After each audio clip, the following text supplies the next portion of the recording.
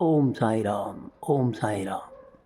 प्रिय भक्तों, यदि आपको चैनल में रुचि आए तो सब्सक्राइब ज़रूर कीजिए, लाइक और शेयर कीजिए और नित्य प्रति हर पल बाबा के नाम का सुमिरन करते रहिए। वो बहुत दयालु हैं, बहुत कृपालु हैं और अपने भक्तों पर अवश्य ही कृपा करते हैं। एक समय एक बूढ़ी औरत श्रीमती राधाबाई, जो देशमुख की माँ थी, बाबा की कीर्ति सुनकर लोगों के साथ शिरडी आईं। बाबा के श्री दर्शन कर उन्हें बहुत ज़्यादा प्रसन्नता हुई।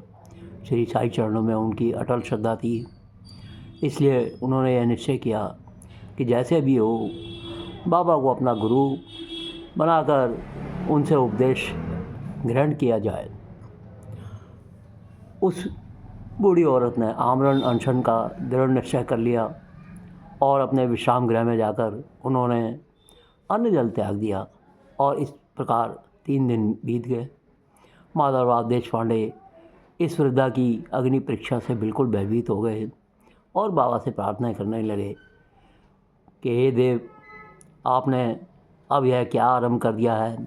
ऐसे कितने लोगों को आप यहाँ आकर्षित किया करते हैं। आप उस महिला से पूर्ण परिचित ही हैं जो हठपूर्वक आप पर अवलंबित है। यदि आपने कृपा दृष्टि कर उसे उपदेश नहीं दिया और यदि दुर्भाग्यवश उसे कुछ हो गया तो सारे भक्तजन आपको व्यर्थ ही दोषी ठहराने लगेंगे और कहेंगे बाबा से उपदेश प्राप्त न होने की वजह से उसकी मृत्यु हो गई है, इसलिए आप दया कर उसे आशीष और उपदेश दीजिए। वृद्धा का ऐसा दृढ़ निश्चय देख बाबा ने उसे अपने पास बुलाया और मधुर उपदेश देकर उसकी मनोवृत्ति परिवर्तित कर दी और कहा, हे माँ, तुम क्यों व्यर्थ ही यातना सहकर मृत्यु का आलिंगन करना चाहती हो। तुम मेरी माँ और मैं तुम्हारा बेटा हूँ। तुम मुझ पर दया करो और जो कुछ मैं कहूँ उसे ध्यानपूर्वक सुनो। मैं अपनी स्वयं की कथा तुमसे कहता हूँ और यदि तुम उसे ध्यानपूर्वक श्रवण करोगी तो तुम्हें अवश्य परम शांति प्राप्त होगी। बाबा ने कहा, मेरे एक गुरु जो बड़े सिद्ध पुरुष थे, मुझ पर बड़े दयालु थे। दीर्घ काल तक मैं उनसे कभी अलग होना नहीं चाहता था। मेरी प्रबल इच्छा थी कि उनकी सेवा कर जिस प्रकार भी संभव हो मंत्र प्राप्त करूं, परंतु उनकी रीति न्यारी ही थी। उन्होंने पहले मुझे मेरा मुंडन कर मुझसे 2 पैसे दक्षिणा में मांगे, जो मैंने तुरंत ही दे दिए। यदि तुम प्रश्न करो कि मेरे गुरु जब पूर्ण निष्काम थे तो उन्हें पैसे मांगना क्या शोभनीय था और फिर उन्हें विरक्त भी कैसे कहा जा सकता था, इसका उत्तर केवल यह है कि वे कंचन को ठुकराया करते थे, क्योंकि उन्हें उसकी स्वप्न में भी आवश्यकता नहीं थी। उन 2 पैसों का अर्थ था दृढ़ निश्चय और धैर्य। जब मैंने ये दोनों वस्तुएं उन्हें अर्पित कर दी तो वे अत्यंत प्रसन्न हुए। मैंने 12 वर्ष की उनके श्री चरणों की सेवा में ही व्यतीत किए। उन्होंने ही मेरा भरण पोषण किया, अतः मुझे भोजन और वस्त्रों का कोई अभाव नहीं था। वे प्रेम की मूर्ति थे, अथवा यूँ कहा जाए कि वे प्रेम के साक्षात अवतार थे।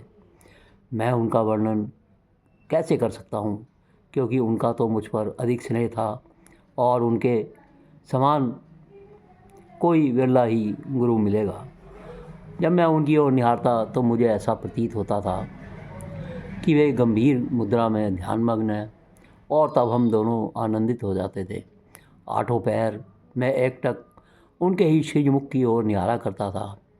मैं भूखा और प्यास की सुध-बुध खो बैठा। उनके दर्शनों के बिना मैं अशांत हो जाता था। गुरु सेवा की चिंता के अतिरिक्त मेरे लिए और कोई चिंतनीय विषय या पदार्थ नहीं होता था। मुझे तो सदैव उन्हीं का ध्यान रखना पड़ता था, अतः मेरा मन उनके चरण कमलों में लीन हो गया। यह हुई 1 पैसे की दक्षिणा। धैर्य है दूसरा पैसा। मैं धैर्यपूर्वक बहुत काल तक प्रतीक्षा कर गुरु सेवा करता रहा। यदि धैर्य तुम्हें भी भवसागर से पार उतार देगा, धैर्य ही मनुष्य में मनुष्यत्व का ज्ञान कराता है।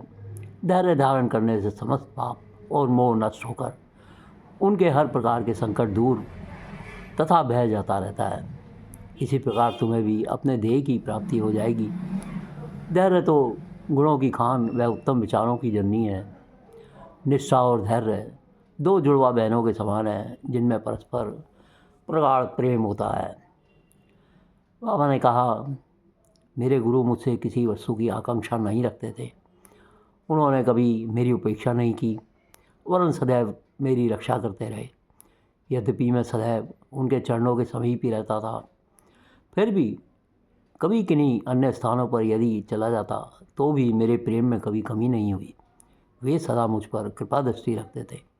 जिस प्रकार कछुई प्रेम दृष्टि से अपने बच्चों का पालन करती है, चाहे वे उसके समीप हों या नदी के उस पार, सो हे माँ, मेरे गुरु ने तो मुझे कोई मंत्र सिखलाया ही नहीं, तब मैं तुम्हारे कान में कैसे कोई मंत्र फूंक दूँ।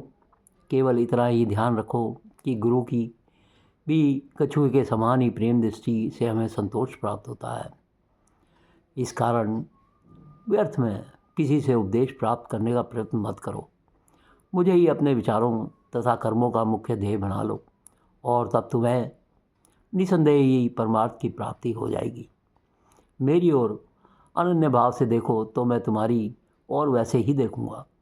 इस मस्जिद में बैठकर मैं सत्य ही बोलूँगा, और किन्हीं साधनाओं या शास्त्रों के अध्ययन की आवश्यकता नहीं है, वरन केवल गुरु में विश्वास ही पर्याप्त है। पूर्ण विश्वास रखो कि गुरु ही करता है, और वह धन्य है जो गुरु की महानता से परिचित हो, उसे हर और ब्रह्म का अवतार समझता है। इस प्रकार समझाने से वृद्ध महिला को सांत्वना मिली और उसने बाबा को नमन कर अपना उपवास छोड़ दिया। बाबा के द्वारा वृद्ध स्त्री को यह कथा सुनाने पर हेमाड पंथ को बड़ा आश्चर्य हुआ। उनका हृदय भर आया और उन्हें रोमांच हो गया। अत्यंत आनंद विभोर हो जाने के कारण उनका कंठ रूंध गया और वे मुख से एक शब्द भी न बोल सके। उनकी ऐसी स्थिति देखकर श्यामा ने पूछा, आप ऐसे स्तब्ध क्यों हो गए हैं? बात क्या है? बाबा की तो इस प्रकार की अनगिनत लीलाएं हैं, जिनका वर्णन मैं किस प्रकार करूं। ठीक उसी समय मस्जिद में घंटानाद होने लगा, जो कि मध्याह्न पूजन तथा आरती के आरंभ का सूचक था। तब श्यामा और हेमाड पंथ भी शीघ्र ही मस्जिद की ओर चले। बापू साहेब जोग ने पूजन आरंभ कर दिया था। स्त्रियाँ मस्जिद में ऊपर खड़ी थीं और पुरुष वर्ग नीचे मंडप में। सब उच्च स्वर में वाद्यों के साथ साथ आरती गा रहे थे। तभी हेमाड पंथ का हाथ पकड़े हुए श्यामा भी ऊपर पहुँचे और वे बाबा के दाहिनी ओर तथा हेमाड पंथ बाबा के सामने बैठ गए। उन्हें देख बाबा ने श्यामा से लायु दक्षिणा लेने के लिए कहा।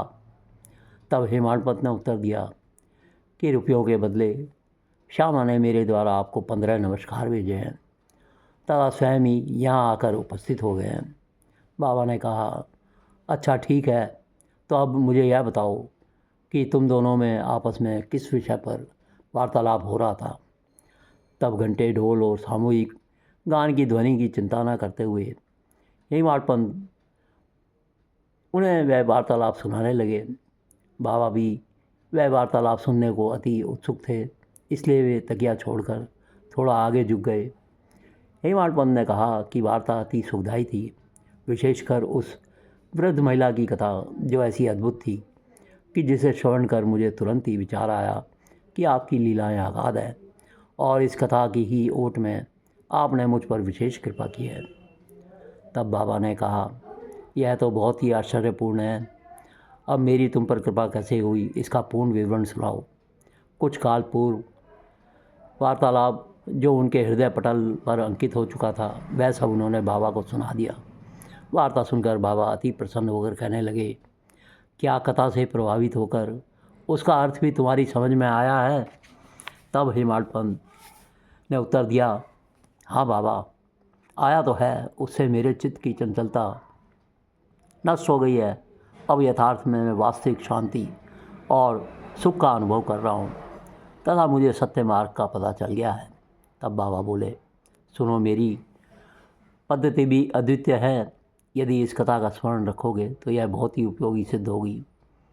आत्मज्ञान प्राप्त करने के लिए ध्यान अत्यंत आवश्यक है, और यदि तुम इसका निरंतर अभ्यास करते रहोगे तो कुप्रवृत्तियाँ शांत हो जाएंगी। तुम्हें आसक्ति रहित होकर सदैव ईश्वर का ध्यान करना चाहिए, जो सब प्राणियों में व्याप्त है।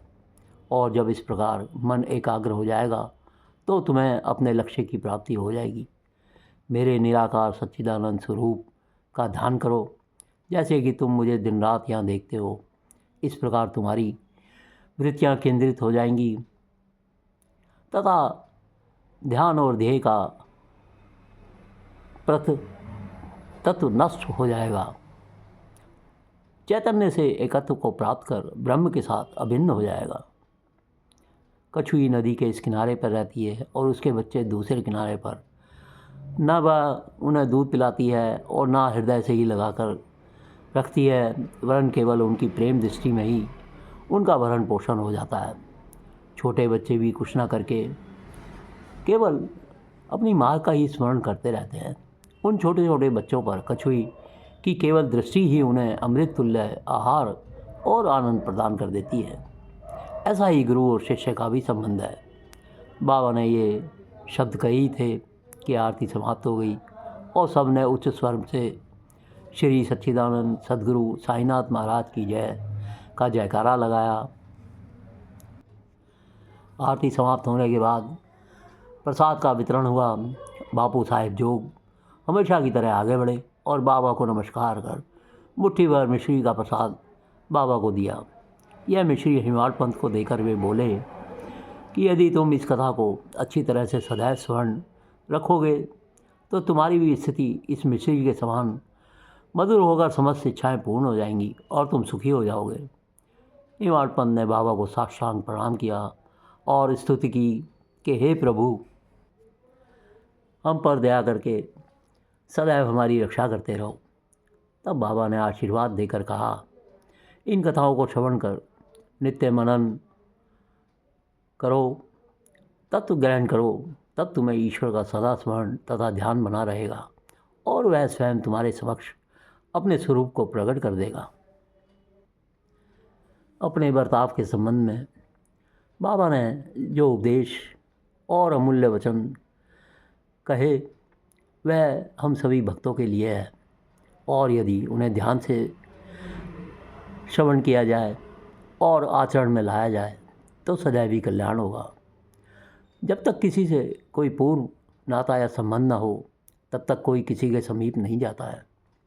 यदि कोई मनुष्य या प्राणी तुम्हारे समीप आए तो उसे घृणा मत करो, उसका स्वागत कर आदरपूर्वक बर्ताव करो।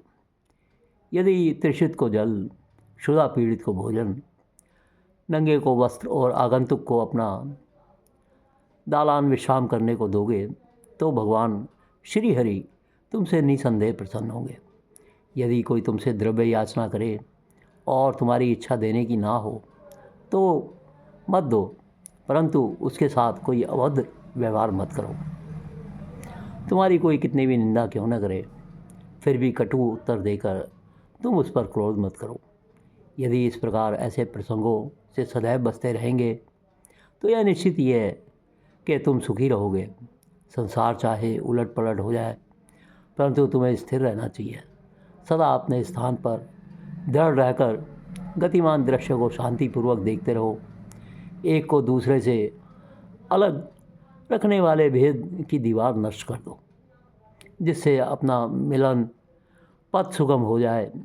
द्वैत भावना ही भेद वृत्ति है जो शिष्य को अपने गुरु से अलग कर देती है। इसलिए जब तक इसका नाश ना हो जाए तब तक अभिन्नता प्राप्त करना संभव नहीं है। बाबा कहते हैं, ईश्वर और अल्लाह सर्वशक्तिमान हैं और उनके सिवा अन्य कोई संरक्षण करता नहीं है। उनकी कार्यशैली अलौकिक, अनमोल और कल्पना से परे होती है। उनकी इच्छा से ही सब कार्य होते हैं। वे ही मार्ग प्रदर्शन कर सभी इच्छाएं पूर्ण करते हैं। ऋणानुबंध के कारण ही हमारा समागम होता है। इसलिए हमें परस्पर प्रेम कर एक दूसरे की सेवा कर सदैव संतुष्ट रहना चाहिए। जिससे अपने जीवन का ध्येय पा लिया है वही धन्य है और सुखी है। दूसरों को तो केवल कहने को ही जब तक प्राण है तब तक ही जीवित है। श्री साईनाथ महाराज सदैव उत्तम विचारों को प्रोत्साहन दिया करते थे। इसलिए यदि हम प्रेम और भक्ति पूर्वक अनन्य भाव से उनकी शरण में जाएं तो हमें अनुभव हो जाएगा कि वे अनेक अवसरों पर हमें किस प्रकार सहायता पहुंचाते हैं। किसी संत का कथन है कि यदि प्रातःकाल तुम्हारे हृदय में कोई उत्तम विचार उत्पन्न हो और यदि तुम उसका स्मरण दिन भर करो तो वह तुम्हारा विवेक अत्यंत विकसित और चित्त प्रसन्न कर देगा। हेमाड पंत ने भी बाबा के कथन सुनकर विचार किया कि अगले गुरुवार के समूचे दिन नाम स्मरण और कीर्तन में ही व्यतीत करेंगे, और ऐसा विचार करके वे सो गए। दूसरे दिन प्रातःकाल उठने पर उन्हें सहज ही राम नाम का स्मरण हो आया, जिससे वे बहुत प्रसन्न हुए और नित्यक्रम समाप्त कर कुछ फूल लेकर बाबा के दर्शन करने गए। जब वे दीक्षित वाड़ा पार कर बूटी वाड़े के समीप से जा रहे थे तो उन्हें एक मधुर भजन की ध्वनि जो मस्जिद की ओर से आ रही थी सुनाई पड़ी। एक नाथ जी का भजन औरंगाबाद कर मधुर लयपूर्वक बाबा के समक्ष गा रहे थे। बाबा कहते हैं, आत्मानुभूति प्राप्ति के लिए प्रत्येक को अनवरत परिश्रम करना चाहिए और जितना प्रयत्न वह करेगा उतना ही उसके लिए लाभप्रद भी होगा।